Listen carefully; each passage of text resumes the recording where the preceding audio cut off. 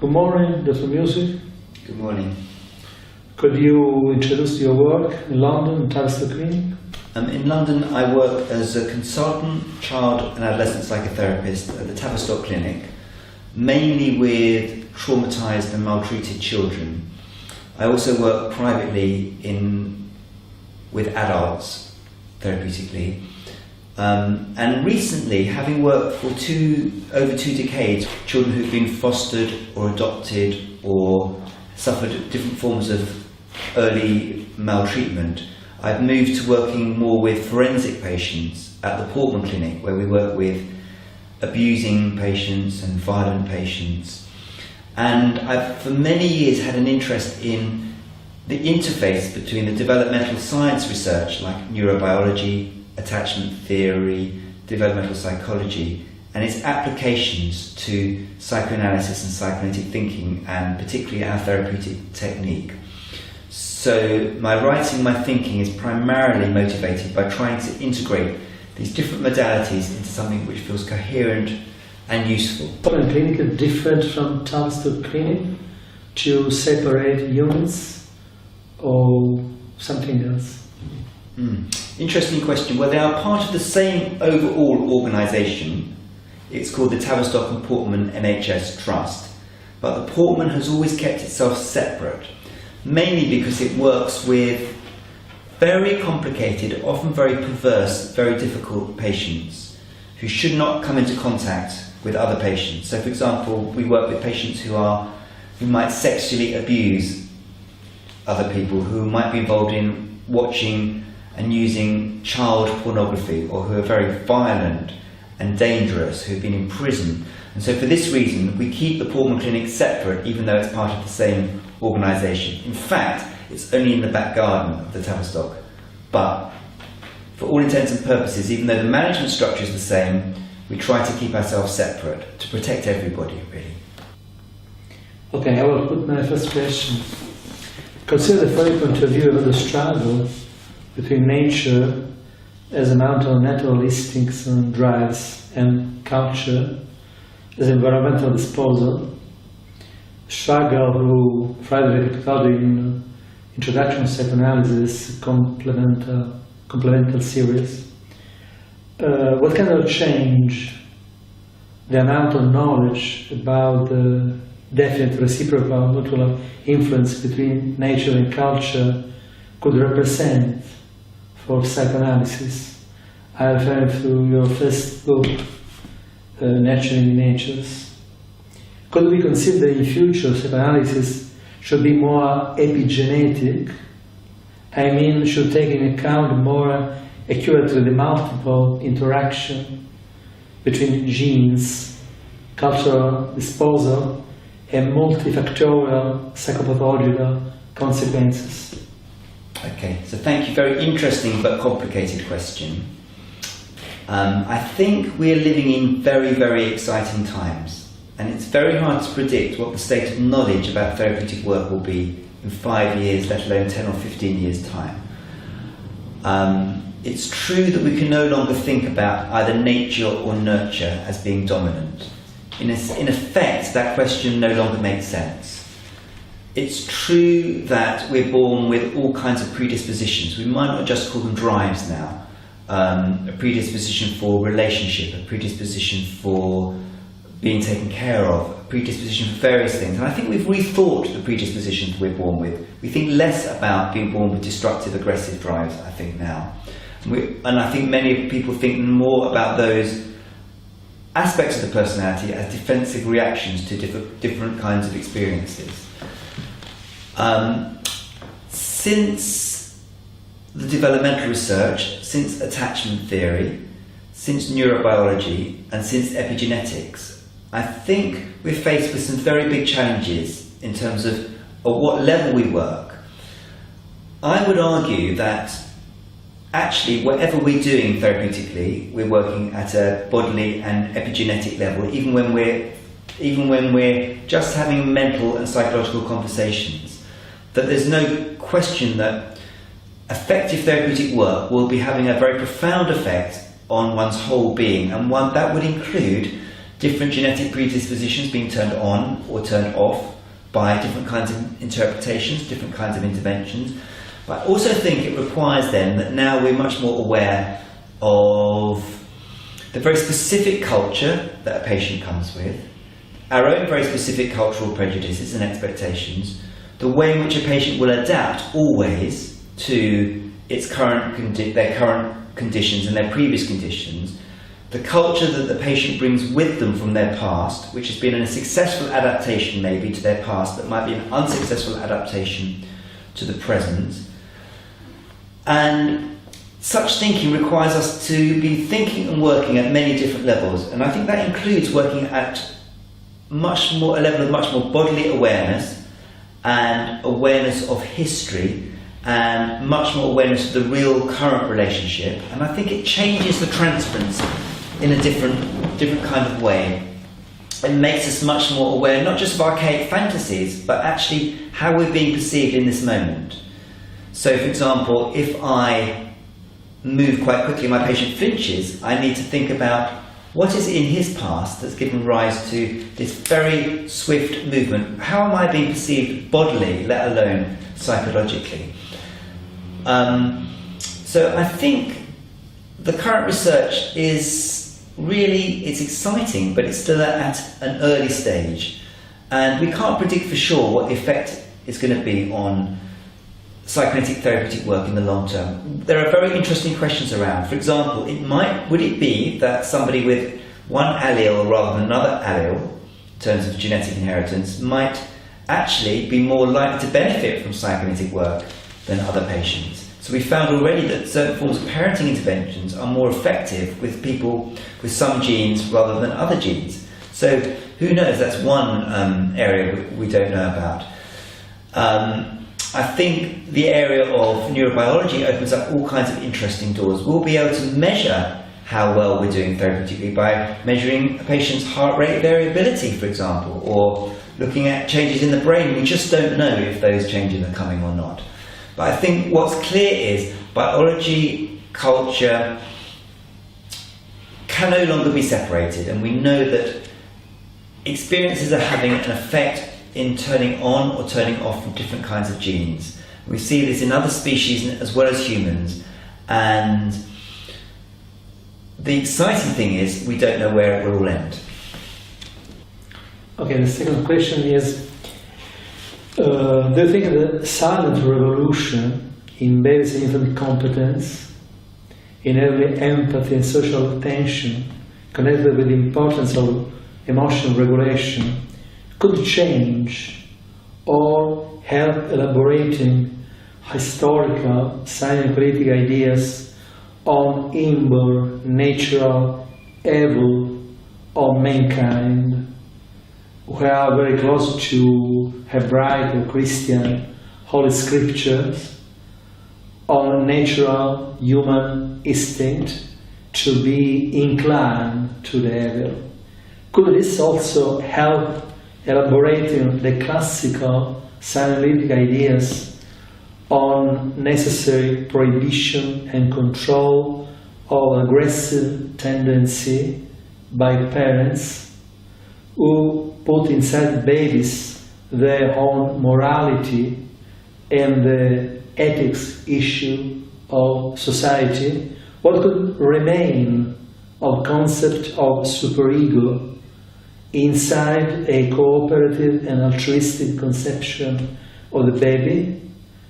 Could it be connected to conventional or moral rules? Again, a very interesting but complex question, and you need a whole book to answer it. I think what we've learned in the last few years has really revolutionised how we understand human development. And what we know very clearly is that as a species, we're born with an incredible propensity to be cooperative, generous, kind, and open to other human beings, open to their thoughts and feelings, but only if the situation warrants it and is safe enough. So we're an incredibly adaptive species, and it makes no sense at all to be kind and generous in the face of threat, aggression, violence. In those situations, those capacities need to turn off in order that we survive. And then we will function from much more primitive parts of our brains and our nervous systems, where we see much more overt aggression, violence and abuse, and lack of trust and lack of empathy. These prefrontal areas of the brain in effect turn off in response to high levels of trauma, as they do to high levels of neglect. So it's not that we're born naturally good or naturally bad. We're born with a capacity to adapt to our current situation and context, and if the context warrants it and we're born into a loving, safe, empathic, kind, generous family and context and neighbourhood, then we're much more likely to be generous, open, cooperative and altruistic, and our morality will be much more driven by empathy and caring for other people. It will be less of a rule-bound morality. The superego still has a very important part to play in explaining morality, partly because there will always be rules in a society or in a family that people will need to follow or be expected to follow.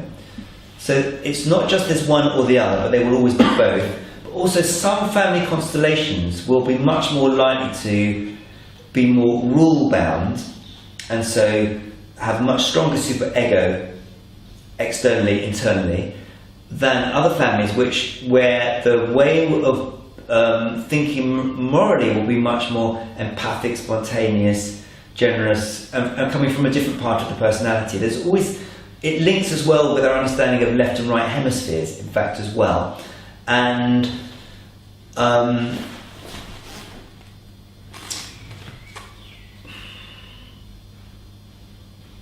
lost it a bit. I think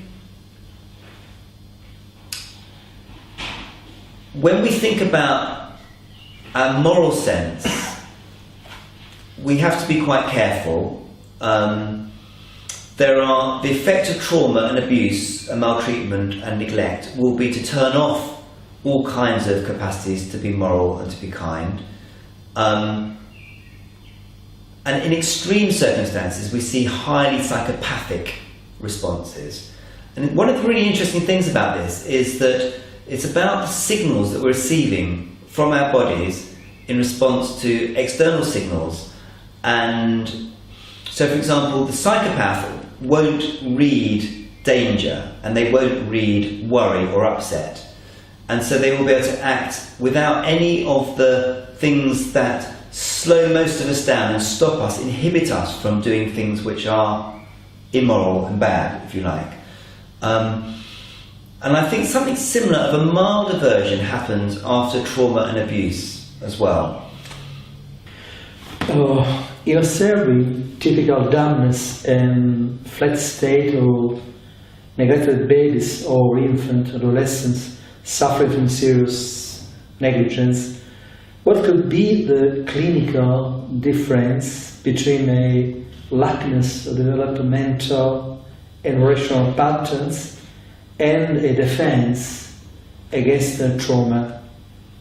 The question is an important psychoanalytic issue. Do we in psychotherapy work at fundamental lack of evolution or neurobiological models, or work at defenses against anguish and sense of catastrophe? And again, in the case of fundamental lack or basic in the subjective regulations, could it be reasonably helped and treated in effective outcomes? I think that there's a fundamental difference between people who suffer bad things happening to them, like violence, for example, and people who don't experience the good things that we need, like love, nurture, care. And so babies or children who are born into environments where there's massive neglect, a lack of good experience, they often develop a very dampened down system. They become very flat, they become rather dead, they become hard to reach. That is a trauma in a sense. They're responding to a trauma, but the result is very different the result is a lack of development, a lack of liveliness. So the child who's been overtly traumatised, who's maybe experienced violence, will be very vigilant, they'll be very jumpy, they'll be alert, they will be reactive.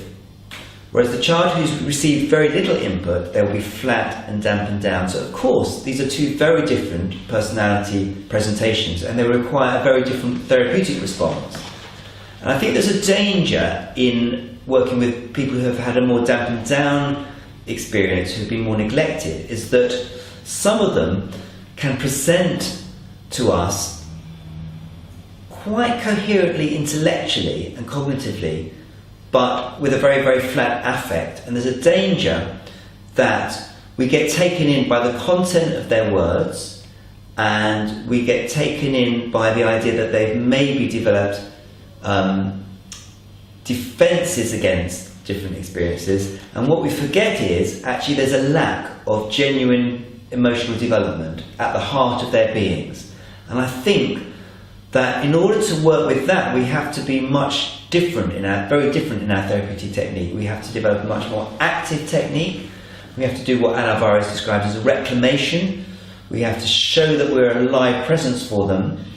And I think the danger is that if we think about them in terms of levels of liveliness, if you've been very traumatised, you might be up here somewhere. Maybe most of us are down here somewhere. Some of these very neglected children are right down here in terms of energy levels. So if we join them down here and stay there, we're never going to help them come up to the level that they need in order to take a real place in life where they can become emotionally vibrant and alive, capable of real relationships, have emotional vibrancy. And the tragedy is then they're living often quite wasted lives, quite dead, cut off lives. And another difficulty is that we often allow this to happen because we don't worry about them, because their flatness gives rise to a lack of responsiveness in us, and we don't take seriously the deadness and the need to bring this deadness alive and to help facilitate the developmental processes that they so badly need. Okay, from the last answer, you said something interesting about the change in technique. But the question I will put in last is, considering the social, the private environment of the baby or the children in therapy, do you think could be interesting or is necessary to work alone in a psychotherapy with a child or adolescent, or is important to be helped by other colleagues working with family or in neighborhood, etc.? Again, a very interesting question that I won't give you a direct answer to because there's no right answer. I think that for many children, individual psychotherapy can be incredibly useful, as we know, and I wouldn't ever want to suggest that it isn't useful. I think for some children, we need to be working with the system around them, and we need to be working with the parents and the family and the school, for example. So you might get a child who is very,